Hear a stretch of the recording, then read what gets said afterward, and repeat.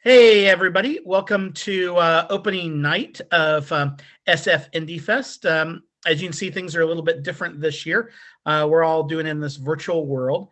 But for the last 23 years, we've been bringing the kind of most interesting, eclectic, independent films from around the world. And as a film festival, the thing we're always excited about is when we're able to kind of talk and kind of introduce our filmmakers to our audiences. So today, we're lucky enough to have filmmaker Carlo Shalom Hinterman from Italy with our opening night film, The Book of Vision. Thanks for being here, Carlo. Thank you for inviting me. I hope you enjoy the screening, actually. Yeah, absolutely. This is a really gem of a film. And when we first heard about it last fall, we were both our founder, Jeff Ross, and I were like, okay, well, let's see if we can get this for opening night. This just is like a very SF Indie Fest sort of film. So maybe a good place to start is, in being both the writer and director, for the film, like what inspired you to come up with this really crazy and interesting story? It's quite easy in the sense that it starts from some study that I was doing, and I was reading a very interesting book that is the name is the body of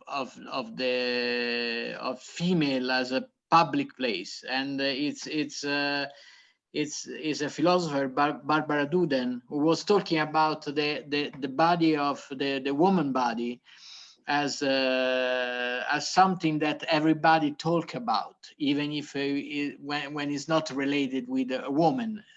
Especially men are always talking about the female body. And so the interesting things was to see if in the past the perception of the body was the same, Hmm. if in a way we had the same experience. And it was very interesting because the relationship with the doctor, it was based on the stories of the patient. So the patient went to the doctor, told the story of their body, what they feel, and the doctors give the remedy to the patient. So actually, I went back to that moment in which the medicine was changing. There was this switch from ancient and I started writing this character about a woman was questioning her body, and through questioning her body, she is a researcher in the present time. She started to be very involved in the past, and I really like ghosts. So I like to have ghosts all around me, and so these ghosts from the 18th century start, wandering inside my house. And so at certain point, the idea of mixing the two dimensions, the contemporary part and the 18th century part, becomes really something very natural to me. But at the end, if I have to say something about the movie, I think that it's really the adventure of the body through times, actually, how the perception of the body change over the years. Yeah, that's interesting. When you first started kind of writing it, it's it's a visual feast. And so like while you're writing it, how much of the kind of visual language of the film did you write into the script, or was that something that was brought out, once the script was done?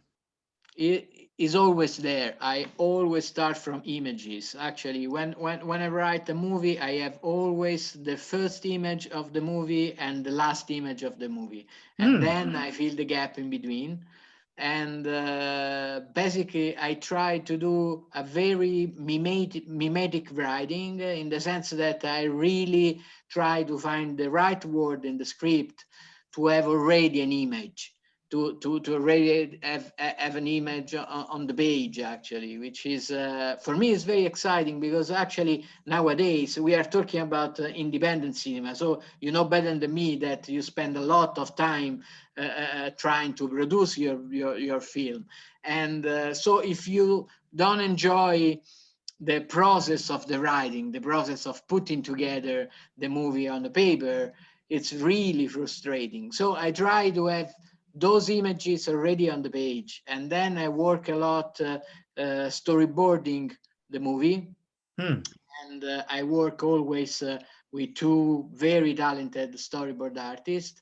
And we really try to have, in front of us the images that we want, because also the camera movement are quite complex. So I need to design the camera movement. I need to understand the proportion of the set. I need to have a dialogue with the production designer. So I think that it's very useful to start thinking since the moment in which you are writing your script. Hmm.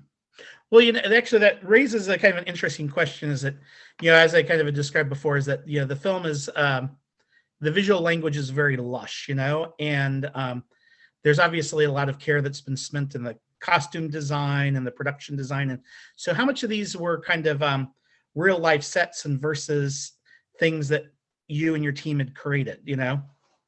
Yeah, but basically it was very thrilling actually to create a world. For me, it's always cinema. It's really fantastic because you create a world that doesn't exist. And so on many levels, because also we are portraying an area in the 18th century that is not so, there are not so many repertoire in terms of costumes. So we wanted to do everything from sketches. And so we spent a lot of time imagining this Prussia, but also I really wanted that the costume were somehow some character in itself. And so I wanted the actor dressing that costume that already has some quality of the character. And so Mariano Tufano, who was the costume designer, which is a fantastic professional, did an amazing job. The same things I did with the production designer, that for me is a kind of genius. David Crank, who is the production designer of There Will Be Blood, The Master. He worked on Lincoln. He did. It's his approach, which is the approach of many Malik's movie, is really to have a set that you can explore with your camera. I needed a lot of depth of field, and I wanted to have something in front of my camera. And so it was fantastic. So you have, for example, we had this idea of having a bed in the center of a room that allowed me to, with a crane, to go across the bed and to do all these things. You have to plan a lot together with your collaborators. And for me, cinema is just collaboration. I think that I'm not the kind of director that is a maniac. I go on set, I need to, be to be there and say people what they need to do. I like really to take the good things, the good idea from everybody, from electrician, from key grip, and work together. It's like really an orchestra. And I think that for this movie, the very interesting part it was to create this universe. Then, do you think, in thinking about that, is so, how would you what's the film industry like in Italy for those of us in the United States? Would this be considered like an independent film in Italy, or is it part of the kind of larger? How does the kind of film world work in Italy, and where how do you think your film kind of fits within that of other things that are being produced in Italy? My movie production wise, I think that is a mix of two different approach. One approach is the classical European approach, which is to put together several funds and start to put it together, regional fund and fund from the state, and then involve the national broadcaster and the broadcasters of the co-producer that you involved. So we had mainly Italy and Belgium. And then there is another part of the production which is more close to the American way of producing, with somebody investing money into the movie. And this was the British part of the production. So basically, is not exactly the independent European way of doing cinema. Is more a mix between the independent European way and a bit of the UK American way, and which it was very interesting and also complicated. All the all the frame, the productive frame that we had actually. Well, I guess it's like any good independent filmmaker, you have to be very entrepreneurial to just you're just going to will this film into existence, you know? Yeah. But I think that the production nowadays, production is creative as much as the direction and all the creative part. And in a way is very scaring. Yeah. In another way, I think that it's really it helps you to really have your movie in mind. You need to be the first one to protect your movie, and to be very careful in giving shape to this creature at the end. Which I guess, something I know that some things that our audience always kind of enjoys hearing is like you're your kind of own, kind of have your own unique vision as a filmmaker. I think that's pretty obvious in seeing the film, and which makes it such an enjoyable ride. Who were some of the kind of filmmakers while you were first growing up or first starting out that kind of inspired you with the kind of approaches they take in their filmmaking that have kind of affected your vision? Basically, I like cinema in the sense that I like when you put all the tool of cinema at the service of a movie, which means that I really like the director who are very thoughtful in the camera movement, in the lens that they are going to choose, in the angle, and so of course all the director that you can imagine, like Stanley Kubrick and Terrence Malick. I love all the people. I love all the director who invented the language actually. And I think those directors are standing on another level. And I'm talking about Terrence Malick, Jean-Luc Godard, but also Ralph Ruiz, and are all directors that are not having, they are not putting themselves in a cage, doing always the same movie. They want to experiment. They want to push the boundaries of the language. And so all those movies, all those directors, they were really aspiring, especially when they were brave and when they just, put themselves in doing something. And another thing that I really like is that some of them, especially independent filmmaker, they didn't have it all. They were really open-minded, actually.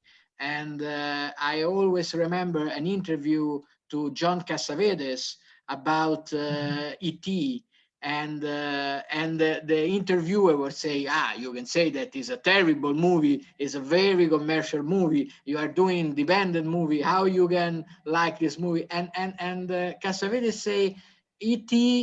is a fantastic movie actually. It's and so you can see that there is something that is really the craft of making movie, that it belongs to Roger Corman, to Stanley Kubrick, it's really the joy of going there, put your hands on a camera, and invent something. And so all the directors that did that, for me, are absolutely a point of reference. That's a good way to capture it. Well, as we kind of wrap things up, I know you're The Book of Vision is just kind of in its early stages of getting out there in the world. But do you have the next project that you want to tell us about, or is that under wraps for now? I'm writing in those days. I'm writing the script of the new project actually, and it's incredibly. I'm enjoying a lot doing that, and I can just say that it will be. I really like to push things a little bit more all the time, and so this time it will be something related. To a character who is becoming a fish, and Oh, wow.